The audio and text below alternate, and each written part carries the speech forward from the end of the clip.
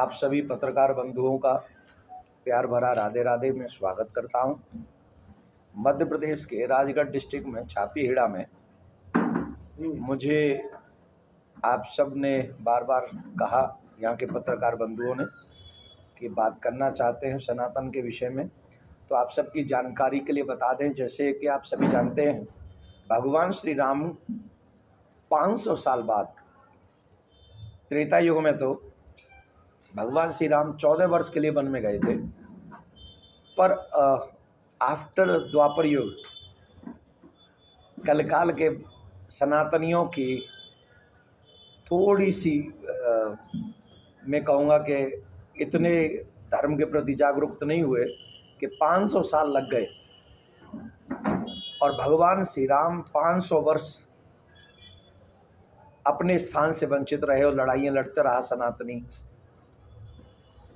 अब वो सुंदर समय आया है कि जहां हम 22 जनवरी को भगवान श्री राम को तंबू में से, टेंट में से एक सुंदर भवन में, महल में, मंदिर में उनकी स्थापना करेंगे और ये सनातनियों के लिए गौरवशाली क्षण होगा और सभी सनातनियों को अपने भगवान श्री राम का स्वागत करने का सौभाग्य मिलेगा।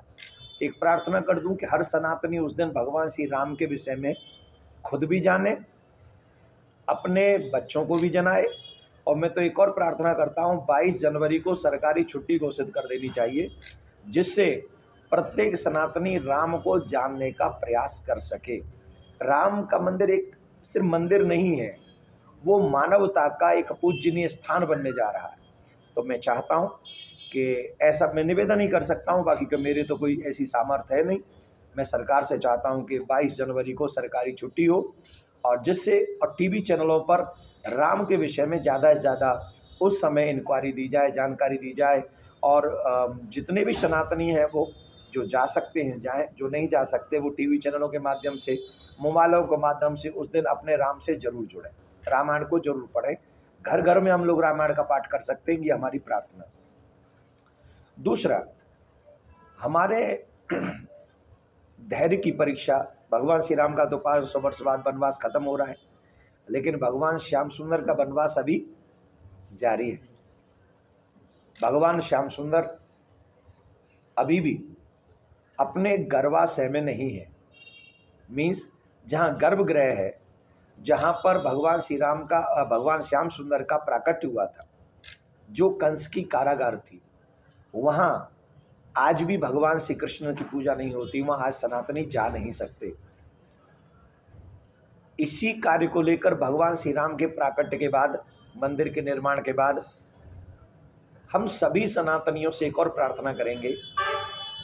हाई कोर्ट में, सुप्रीम कोर्ट में सुनवाई होने जा रही कृष्ण भूमि की, ईदगाह की सर्चिंग की, कि वहाँ पर सर्च होना चाहिए, वहाँ पे जाके परीक्षण होना चाहिए, वहाँ एसआई के द्वारा ऐसी जांच हो जिस जांच में पता चल सके कि वो स्थान किसका है। और मैं दावे से कहता हूँ, जैसे ज्ञानवापी में सनातनी सबूत निकले, वैसे ही ईदगाह में भी सनातनी सबूत निकलेंगे। दूसरा, आगरा की जामा मस्जिद में जो भगवान श्री कृष्ण की बाल लीला, भगवान गोविंद की जो मूर्तियां हैं, छवियां हैं, जिन्हें औरंगजेब और उनके दुष्ट शागिर्द लोग मंदिर तोड़ने के बाद लेके गए थे, जिस पे हमने केस भी करवा रखा है, लड़ाइयाँ जारी हैं, उसकी भी 8 जनवरी है, उस केस की भी 8 जनवरी है। हाई कोर्ट ने ऑर्डर दिया है, हाई कोर्ट ने ऑर्डर दिया है आगरा कोर्ट को कि उसे भी 6 महीने के भीतर भीतर पूरा किया जाए, पता किया जाए कि वहाँ क्या सिस्टम है। तो मैं इन्हीं सब विषयों को लेके आप सबको अवगत करा रहा हूँ और जगह जगह जाकर, चाहे वो झारखंड हो, चाहे वो राजस्थान हो, चाहे वो छत्तीसगढ़ हो, चाहे मध्य प्रदेश हो, यहाँ पे मैं, और इसके बाद मैं जा रहा हूँ मुंबई महाराष्ट्र में, वहाँ पर भी सनातनियों को जगाने का प्रयास कर रहा हूँ। और हम किसी से द्रोह नहीं चाहते, हम किसी से लड़ना नहीं चाहते, पर राम, कृष्ण और शिव हमारे प्राण हैं, उनके लिए तो हमें अपने अधिकार की बात करनी ही चाहिए। और इसके लिए तो हमारा संविधान हमें राइट देता है, इट्स माय फंडामेंटल राइट कि मैं अपने देवी देवताओं के सम्मान के लिए अपनी आवाज़ आप लोग चैनलों के माध्यम से उठा सकूं। अभी आज इसी के लिए बहुत बड़ी सनातन यात्रा, कृष्ण जन्मभूमि का निर्माण हो, कृष्ण जन्मभूमि मुक्त हो, जामा मस्जिद की जांच हो, इन सब विषयों को लेकर एक बहुत बड़ी यात्रा आज शाम को आफ्टर कथा यहाँ इस छापीहेड़ा मध्य प्रदेश में निकलेगी। मैं आप सब चैनल वालों से भी निवेदन करूंगा, आप सब सनातनी हैं, आप हमारे दर्द को समझिए, आप हमें समझिए। हम किसी से फाइट नहीं चाहते, पर अपने कृष्ण भूमि को मुक्त चाहते हैं। अपने कन्हैया को पैरों तले कुचलते हुए अब हम नहीं सह सकते। अगर हम सनातनी हैं तो ये दर्द हमारे मन में है। हम अपने माँ बाप की फोटो को नहीं देख सकते किसी के पैरों के नीचे, वो तो हमारा भगवान है, तो उनकी छवि हम कैसे देख सकते? आप भी सनातनी होंगे, पत्रकार तो है ही हैं, कौन दर्द ये बर्दाश्त करेगा? न किसी नेता को ये दर्द बर्दाश्त होना चाहिए, चाहे वो किसी भी पार्टी में हो, ना ही किसी वकील को ये बर्दाश्त होना चाहिए, चाहे ना ही किसी जज को, ना ही किसी बिजनेसमैन को। ये सनातनियों को किसी को भी बर्दाश्त नहीं होना चाहिए। इसे जगाने का प्रयास हम कर रहे हैं और इसी के चलते हुए आज आप सब पधारे, आप सबका स्वागत है। धन्यवाद। महाराज जी, जैसे अयोध्या में रामलला विराजमान होने वाले हैं, निमंत्रण आया है आपके पास, क्या आप वहाँ जाएंगे? क्या तैयारी है उसके लिए आप? देखिए, रामलला का प्राकट्य हो रहा है, ये हम सब सनातनियों के लिए बहुत गौरव की बात है। त्रेता युग का उत्सव फिर भी छोटा रहा होगा, ये उत्सव तो हम सब के लिए बहुत बड़ा उत्सव है और हर सनातनी के लिए उत्सव। माथे पे तिलक, गले में घंटी, हाथ में कलावा, द्वार पे बंधनवार। हर सनातनी के घर में घी के दिए जलने चाहिए उस दिन, किसी के अपमान के लिए नहीं, अपने राम के स्वागत के लिए जलने चाहिए। हमारा सनातन किसी को दुख देना नहीं चाहता, लेकिन रावण सामने खड़ा हो जाएगा तो फिर तो राम वध करेंगे, समझ रहे?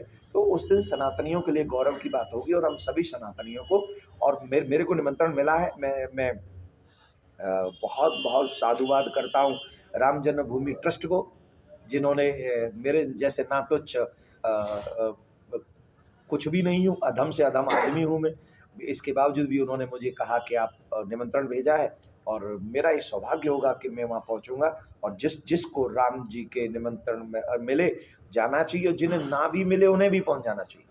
500 साल बाद रामलला विराजमान होने वाले हैं, क्या कहेंगे आप? मैं तो इतनी देर से इसी पे तो कह रहा था कि हम लोगों को अच्छा, हमसे कहा जाता है हम सहनशील नहीं है, हम सहनशील नहीं है, हम नहीं है, हम सहनशील नहीं है। जो अपने भगवान को भी 500 साल का वियोग बर्दाश्त करते हैं हम लोग, उनका अपमान सहते हैं, हम सहनशील नहीं है। कुरान के ऊपर एक शब्द कोई बोल देता है तो फ्रांस में उसका सर कलम कर दिया जाता है। हम तो किसी के धर्म का अपमान नहीं करते, फिर वो नीतियाँ, वो विचार, वो कर्म कहाँ से आते हैं जो हमारी भगवान की छवियों को जामा मस्जिद की सीढ़ियों में गाड़ देते हैं, हमारे भगवान के मंदिर तोड़े जाते हैं? वो विचार कहाँ से आते हैं? वो कौन सा ग्रंथ है जो दूसरों के धर्म का अपमान करना सिखाता है, देवी देवताओं का अपमान करना सिखाता है? किस मैं कुछ नहीं बोल सकता ज़्यादा, हम सब जानते हैं हमारे समाज में ऐसे ही लोग हैं। तो हमें ये लगता है कि 500 वर्ष बाद अगर राम जी आ रहे हैं तो हमारे लिए गौरव की बात है, हर सनातनी के लिए गौरव की बात है। अब इसे बचाए भी रखना है। You must understand my thing, क्योंकि अभी से आप ये समझने लग गए हैं, सुनने लग गए हैं वीडियो में कि कितने दिन बचा लोगे राम मंदिर। आज तुम संबल हो तो तुम बना रहे हो, जब हम सबल होंगे तो हम फिर तोड़ देंगे। What is this? कौन कह रहे हैं? भारत में रहने वाले लोग कह रहे हैं, भारत में रहने वाले लोग कह रहे हैं। ये सुप्रीम कोर्ट के उस ऑर्डर का अपमान कर रहे हैं। ऐसे लोगों पर देशद्रोह का केस जारी होना चाहिए जो लोग ये कहते हैं कि जब हम सफल होंगे तो हम इस मंदिर को तोड़ देंगे। कब तक चलेगा ये सिस्टम? राम कृष्ण काशी, ये जो हमारे राम शिव कृष्ण है, ये तो हमारे प्राण है, आप उनका अपमान करोगे और हम बर्दाश्त करेंगे? ऐसा नहीं होना चाहिए। महाराज जी, हिंदू राष्ट्रपिता गुरुदेव, आप इतना खुलकर बोलते हैं सनातन पर, कभी आपको डर नहीं लगता? कभी आप ये नहीं सोचते कि आपके लिए भी कितने खतरे की बात है? मतलब इतना खोलकर आपने राजगढ़ उर्स के ऊपर बोला है, उस पर भी मेरा एक छोटा सा सवाल था। सनातन धर्म का मतलब तो ये होना चाहिए कि सभी धर्मों का सम्मान करें, लेकिन आपने उर्स पर बोला कि उर्स में सनातनी ना जाए, जो कृष्ण से, जो राम से प्यार करता है वो ना जाए। तो इस तरह की भाषा से आपको डर नहीं लगता गुरुदेव? आपने दो प्रश्न कर दिए। पहला प्रश्न तो आपने ऐसा बोला क्योंकि सनातनी सभी धर्मों की रिस्पेक्ट करना सिखाता है। एक स्त्री जिसका विवाह हो गया हो वो घर में रहने वाले सभी सदस्यों का सम्मान करती है, लेकिन उसका फुली डेडिकेशन किसके साथ होता है? टेल मी, जोर से बोलिए। मैं नहीं कह रहा हूँ, आप लोग कह रहे हैं। यही धर्म सिखाता है। पक्का सम्मान सबका करना चाहिए, ठीक है। तो सम्मान तो हम सबका करते ही हैं, उसी परिवार की तरह, सदस्यों की तरह, पर हमारा फुली डेडिकेशन हमारे धर्म के लिए है, क्योंकि हम उसके दास हैं, हम उसके सेवक हैं। हम फुली डेडिकेशन अपने धर्म के लिए रखते हैं। पहली बात जो, अच्छा, वही स्त्री अगर दूसरों से उतना ही डेडिकेशन रखे तो क्या कहेंगे उसे आप? ये आप कह रहे हैं, मैं नहीं कह रहा हूँ, ठीक। आपने सुन लिया क्या कहा। तो जो लोग सनातनी होकर भी ऐसी जगह पे जाके कोई चादर चढ़ाता है, कोई जाके मजार को अपने घर में विराजमान करा लेता है, कोई कुछ कर लेता है, तो उसे हमारे शास्त्रीय भाषा में कहते हैं व्यभिचार भक्ति। वो प्योर डेडिकेशन वाली भक्ति नहीं रही, वो व्यभिचार हो गई। हम आदर सबका करें, लेकिन अपने हृदय में अपने माथे को सिर्फ अपने भगवान के आगे झुकाए। मैं आपको उदाहरण देता हूँ, तुलसीदास जी महाराज ने कन्हैया के आगे हाथ सर नहीं झुकाया। कन्हैया के आगे जाके क्या कहा? तुलसी मस्तक तब झुके जब धनुष बाण ले हाथ। आपके हाथ में मुरली है, ये मुरली छुपाओ, धनुष बाण लो। मुझे पता है आप एक ही हो, पर धनुष बाण लेके जब दर्शन दोगे तो हम प्रणाम करेंगे। तो उन्होंने तब प्रणाम किया उन्हें, समझ गए बात। तो मैं सनातनियों से यही कहूँगा कि आदर सबका करो, अपमान किसी का मत करो, लेकिन अपना सर सिर्फ अपने भगवान के आगे झुकाओ, अपने हृदय में सिर्फ अपने भगवान को बसाओ। मैं सिर्फ आपसे स्पष्टवादी हूँ। आपने दूसरी बात कही कि आपको डर नहीं लगता। जिसे डर लगता है वो नहीं मरेगा। मैं मान लूँ कि किसी को डर लगता है तो क्या वो मरेगा नहीं? जो डराना चाहते वो क्या बनेगा नहीं? जो मुझे डराने की कोशिश भी करे, जैसे की गई है, पूर्व में मुझे धमकियां दी गई हैं, तो क्या वो नहीं मरेंगे? कहाँ से मिली आपको धमकी पूर्व महाराज? मेरे को धमकी बाहर से मिली, दुबई से मिली, और एक और कोई देश था उसी के पास में। क्या बोला गया था उस समय आपसे? यही कि ये जो तुम कर रहे हो, तुम्हारा योगी मोदी कोई काम नहीं आएगा, एक दिन उड़ा दिया जाएगा, बम से उड़ा दिया जाएगा, पता नहीं और क्या क्या। और वो ऐसे ऐसे श्लोक भी सुनाए थे उन्होंने कि मैं आज तक कभी सुने नहीं थे, पर मैं बड़ा खुश हुआ। मैंने शुक्र है मेरे चर्चित देश से बाहर भी हैं, तो मैं खुश हो गया। मुझे अच्छी लगा कि वो ठीक है। जब तक मेरे ठाकुर ने मेरी श्वासें दी हैं, तब तक कोई माई का लाल मेरी श्वास छीन नहीं सकता, क्योंकि जन्म और मृत्यु, हानि लाभ, जीवन मरण, यश अपयश विधि। आपको धमकी मिली, इसकी कंप्लेंट की? मैंने की, कंप्लेंट भी की है, क्योंकि जब मैं उस समय महाराष्ट्र में था, महाराष्ट्र में कंप्लेंट की है, मथुरा में भी कंप्लेंट की है, और अब ये मेरे लोगों ने बहुत कुछ किया हुआ। अभी इस विषय पे हम चर्चा नहीं करें। महाराज जी, एक प्रश्न मेरा है, जो लोग, अभी मेरी बात तो पूरी हुई नहीं। मैं किसी से नहीं डरता। क्यों नहीं डरता? कि मरना और जन्म और जीवन और मृत्यु, हानि लाभ, यश और अपयश, ये भगवान के हाथ में, किसी मनुष्य के हाथ में नहीं है। डरना, जो डरता है वो भी मरेगा, जो डराता है वो भी मरेगा, और जो अपने सनातन के लिए काम करेगा, मैं गारंटी से कहता हूँ वो मरेगा नहीं, वो अमर हो जाएगा। तो मैं अमर होने के लिए कार्य कर रहा हूँ, अपने सनातन के लिए कार्य कर रहा हूँ। मुझे मरने से डर नहीं लगता। I don't mind. महाराज जी, मेरा प्रश्न ये था, जो लोग हिंदू धर्मों को मलेरिया डेंगू की तरह बोलते हैं, उन लोगों पे अभी तक कार्रवाई क्यों नहीं हुई? देखिए, मैंने इसको शायद कथा में भी बोला था, अगर आप लोग आपने सुना हो, कि जो हमारे सनातन धर्म को, और वो भी संवैधानिक पद पे, वो भी संवैधानिक पद पे होते हुए बोल रहे हैं। हालांकि भारत की जनता धीरे धीरे जग रही है, उन्हें बर्फ पे लगा देगी। जो सनातन का अपमान कर, मैं ऐसे नहीं बोल रहा, मैं किसी पार्टी का पक्षधर बिल्कुल भी नहीं हूँ। और मध्य प्रदेश सब लोग सनातनी जो हैं वो जानते हैं इस बात को कि मैं किसी पार्टी का पक्ष नहीं लेता, सत्य का साथ देता हूँ, सनातन का साथ करता हूँ। ये मेरी जिम्मेदारी है एज ए धर्मगुरु, मेरा जिम्मेदारी यही है। तो हमारे रामायण में भी लिखा है, साधु अवज्ञा कर फल ऐसा, जरे नगर अनाथ कर जैसा। धर्मो हतो हतो हंति, धर्मो रक्षति रक्षता। अगर तुम धर्म की हत्या करोगे, धर्म का अपमान करोगे, तो कहीं के नहीं बचोगे, शास्त्रीय प्रमाण है।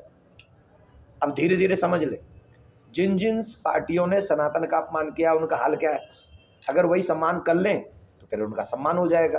तो जो भी ऐसा करेगा, अगर संवैधानिक पद पे बैठे, तो पहले तो मैं चुनाव आयोग से यही कहूँगा, ऐसे लोगों को आजीवन प्रतिबंधित कर देना चाहिए जिन्हें जो हमारे सनातन को उल्टा सीधा बोलते, अपशब्द बोलते, उनका अपमान करते, ऐसे लोगों को आजीवन प्रतिबंधित होना ही चाहिए, क्योंकि वो संविधान का भी अपमान कर रहे हैं, वो संविधान का भी अपमान कर रहे हैं ना।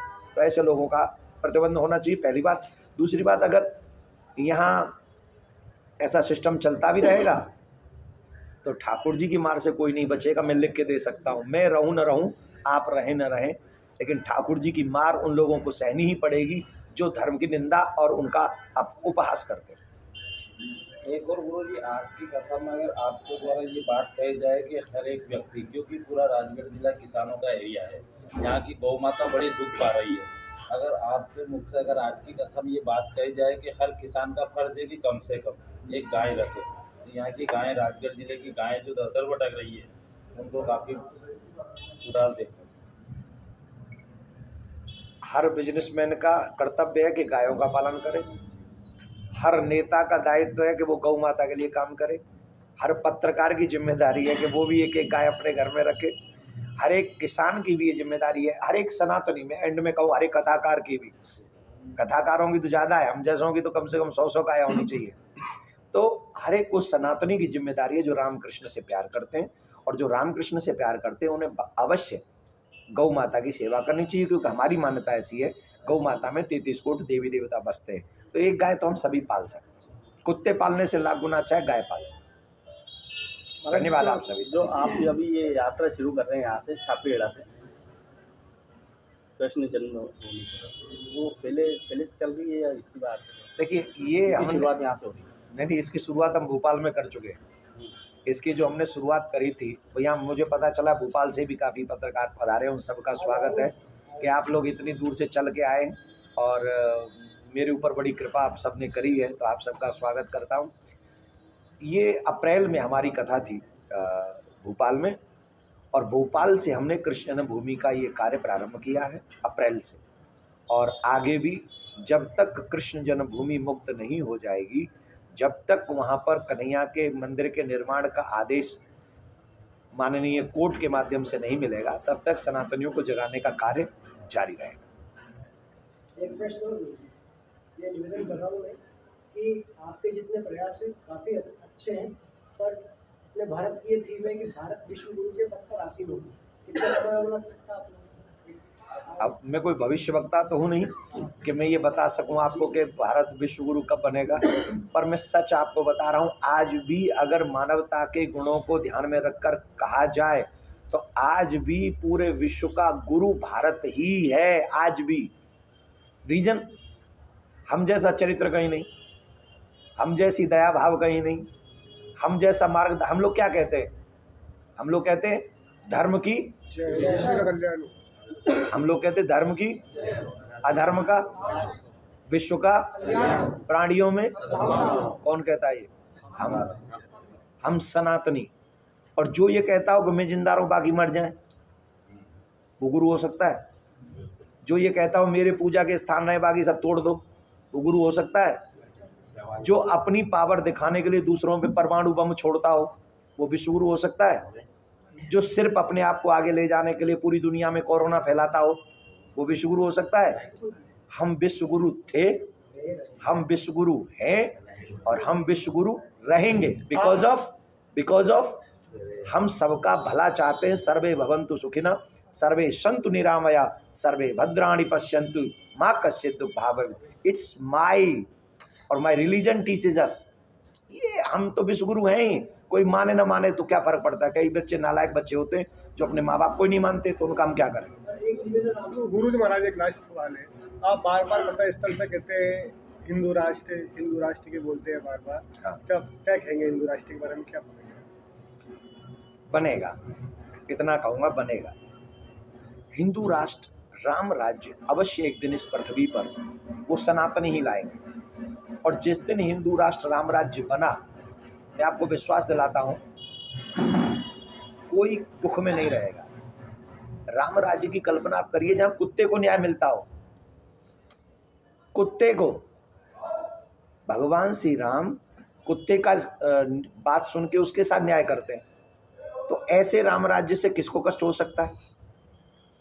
कौन है वो लोग जिन्हें राम राज्य से, हिंदू राष्ट्र से तकलीफ है? वही लोग जो कुछ चाहते हैं बाकी सबको मार देना चाहते हैं, उन्हीं को तकलीफ हो सकती है हिंदू राष्ट्र और राम राज्य से। मेरी कल्पना बहुत श्रेष्ठ है। राम राज काहू नहीं व्यापा, दैहिक दैविक भौतिक तापा। 3 प्रकार के ताप होते हैं जो आपको कष्ट देते हैं, दैहिक शारीरिक, दैविक देवताओं के द्वारा, भौतिक समाज के द्वारा। राम राज्य की कल्पना तीनों में से कुछ नहीं होता, किसी को दुख नहीं होता, ये है राम राज्य। तो ऐसे राम राज्य अगर हम सबको मिलेंगे, हम लोगों को भाग्य होगा, लकी होंगे, हमारे बच्चे, आने वाली पीढ़ियां सुरक्षित होंगी। कम से कम 36 टुकड़े तो नहीं होंगे हमारे बच्चियों के। महाराज, ये मांस बेचने पे अभी प्रतिबंध लगा है मध्य प्रदेश में, क्या शराब बंद नहीं होनी चाहिए? मैंने तो भोपाल में ही कही थी ये बात। मैंने तो 2-3 चीज़ें कही हैं। आप लोगों के माध्यम से एक चीज़ और मैं बोल देता हूं, अगर आप लोग दिखा सकें तो। मदिरा से भी ज़्यादा खतरनाक इस समय जो मैटर है वो है वेब सीरीज, सोशल साइट्स, जहां हमारे सनातन के सभी रिश्तों के साथ धज्जियां उड़ाई जा रही हैं।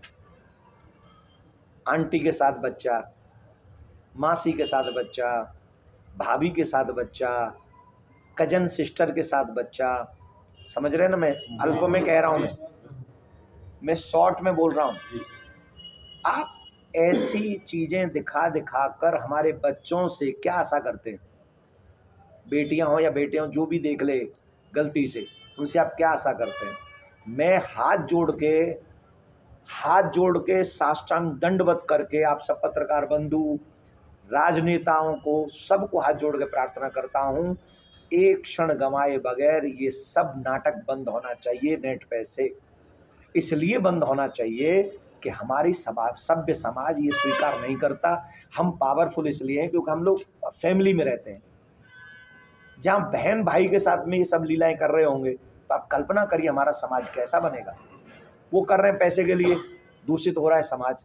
तो हमें ये सबसे पहले जो वेब सीरीज वगैरह हैं, सबसे पहला काम करना चाहिए, इनको रोक देना चाहिए। और ऐसी फिल्में बनाने वालों पर कोई धारा लगाकर कम से कम 20 साल की सजा होनी चाहिए कि पूरी जवानी उनकी जेल में ही जाए। ऐसी प्रार्थना मैं आप सबसे करता हूँ। धन्यवाद। राधे राधे।